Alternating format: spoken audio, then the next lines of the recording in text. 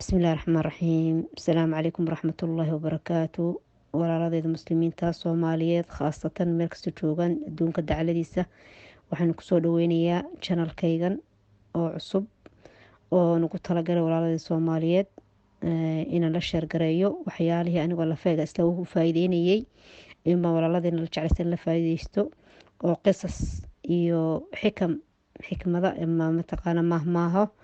soomaali ahaan iyo wacdi iyo maxaan ku dhahdaa قصص الصحابة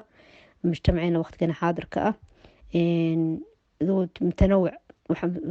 متنوعات ويان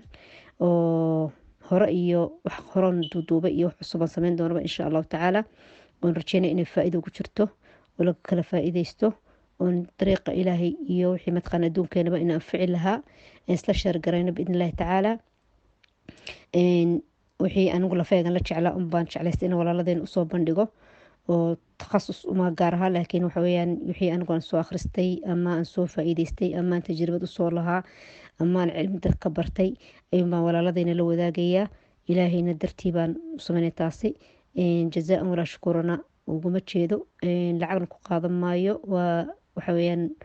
muxaadarooyin waa wacdi waa qisas kullu liwajhi illah subxaana watacaala in ilaahay nagu anfaco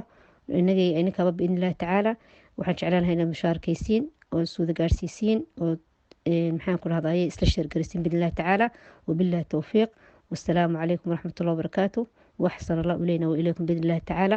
ilahay waxaan rajeynaa na wajhi khaalisa na wajhi tacaala biidni illahi tacaala wassalaamu calaykum waraxmatullahi wabarakaatu